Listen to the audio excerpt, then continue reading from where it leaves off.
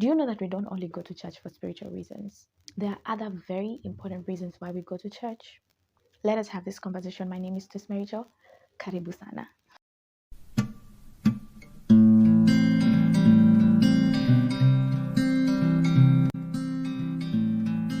I know we already know the spiritual reasons why we go to church, and they're really good reasons.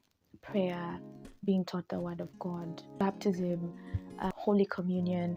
Those are really good reasons for going to church. But there are other reasons that are also extremely important that can help the church to grow into its greatest capacity. So number one is to give. And I'm not even talking about offering. And please make sure that you're offering. But tafadhali, don't go to church and you don't offer and give to the church according to how the church wants you to give and how God is also going to guide you to give. Make sure that you're giving in church. It is a principle. So when I talk about giving, I'm talking about gifts and talents. And there's this notion that the only gifts that you can give in church is ushering, praise and worship, and pastoring. And that's not true. Any gift and talent that God has given you, you can be able to edify the church and grow it to the biggest capacity. Because if we're thinking about just growing spiritually, those things are going to work. But if we're thinking about taking dominion, doing things out of this world, making Christians arise from their sleep, then we need to all of us pour into this, using our gifts and talents the way that God has gifted. If you are gifted in marketing, business, creativity, therapy, whatever it is that God has given you, and you can be able to edify the church, look for ways that you can actually do this. Ask God. Like, for example, when you're praying at night or in the morning and asking God, I want you to speak to me. Then during the service, I want you to move.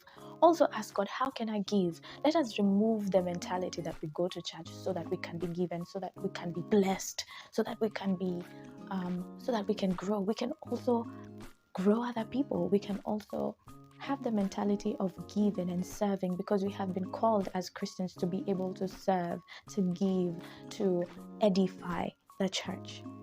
It is not good for a Christian to go into a church, sit down, finish the sermon, give their offerings, and go back home.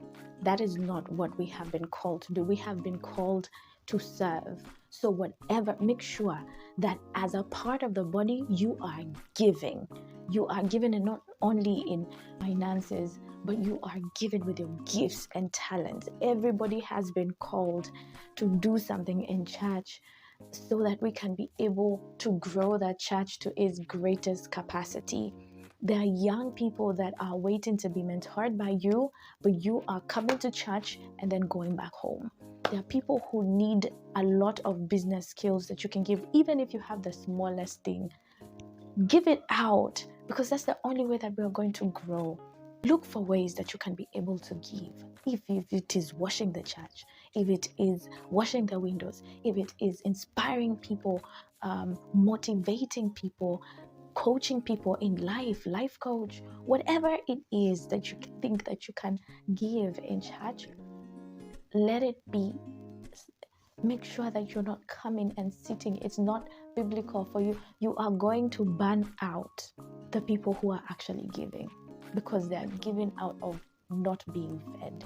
If we are able to feed one another, then we can be able to grow. But if it is a few people in church that are feeding everybody, and they are feeding thousands and thousands of people, they will surely burn out. So when you come to church, make sure that you are giving. Know the ways that you can be able to give and give. Number 2 is community. We come to church to be known and to know people. Because how are we going to stir up the love of God? How are we going to support one another? How are we going to carry each other's burdens if we don't know each other?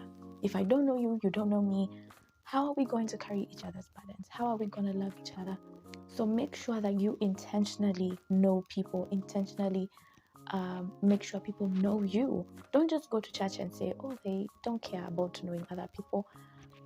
If this is something that you want, if this is a church that you love, if this is a church that you want, I know that there's a possibility that you can go to a church and people are not interested in you.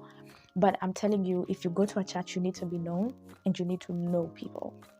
That will help in building community, and even knowing how you can be identifying gaps. If you don't know people, how can you identify gaps and say, oh, I think there are people here that need therapy, I can be able to give in this way. Or you identify, oh, I've seen there are people here who are interested in business, so you need to know people and people need to know you. Church is about having a sense of belonging, having a sense of love and support. So get into community, connect with people. Another reason is to get mentors and mentees.